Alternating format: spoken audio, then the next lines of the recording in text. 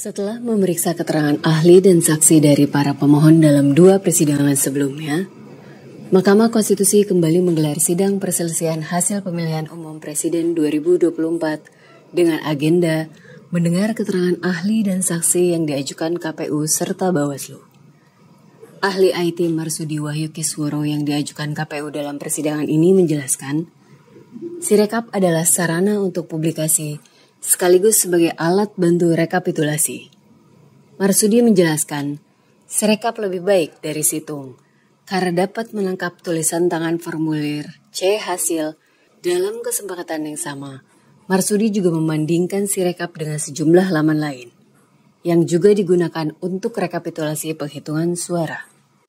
Yang NGO-NGO itu juga menggunakan mekanisme mirip seperti Sirekap. Mereka juga mengupload C1, tapi mereka punya relawan-relawan, diupload ke sistem mereka, jadi mereka punya Sirekap versi mereka lah, gampangannya begitu. Tetapi kalau saya baca di media, misalnya Pak Hadar Gumai itu dengan jaga pemilunya, dia mengatakan bahwa jaga pemilu itu lebih akurat, karena apa? Karena diverifikasi. Tapi ternyata diverifikasi pun hasilnya nggak beda jauh dengan hasil akhir dari KPU, begitu ya. Jadi saya tidak bisa melihat bahwa itu bisa dikunci. Itu kalau dikunci berarti nanti yang paralel tahun yang lain dikunci juga dong, hasilnya sama kok gitu. Logikanya kan begitu. Kalau hasilnya KPU A, kemudian yang lain juga A, kalau KPU dikunci berarti ya kawal pemilu, jaga pemilu, jaga suaramu dan sebagainya juga dikunci juga, berarti kan begitu kan. Dan itu saya kira tidak mungkin karena itu di belakang mereka adalah lembaga-lembaga yang sangat kredibel dan saya lihat tokoh-tokohnya ada beberapa yang ada di ruangan ini. Berikutnya, pihak KPU menghadirkan Yudhistira Dwi Wardana Asmar selaku anggota tim pengamanan pengembangan Sirekap.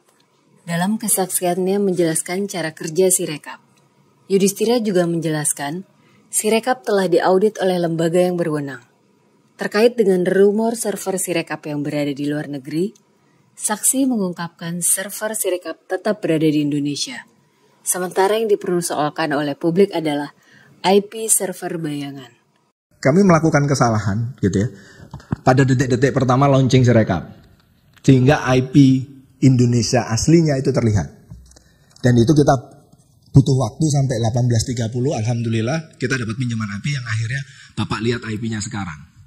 Gitu ya. Tapi servernya kan nggak mungkin server kita install API. Jadi kalau IP lamanya Bapak lihat itu IP Indonesia gitu ya. Seperti itu. Tapi IP barunya itu IP shadow yang kita istilahnya IP Anycash yang kita sewa supaya orang nggak tahu IP baru dari Sirekap gitu ya.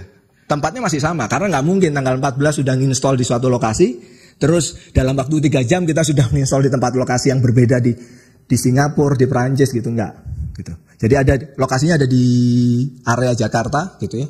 Nah, untuk lokasi pastinya saya tidak bisa. Dan mungkin kalau kita bicara siapa penyedianya, mungkin Bapak dan Ibu sekalian sudah tahu, itu jadi info.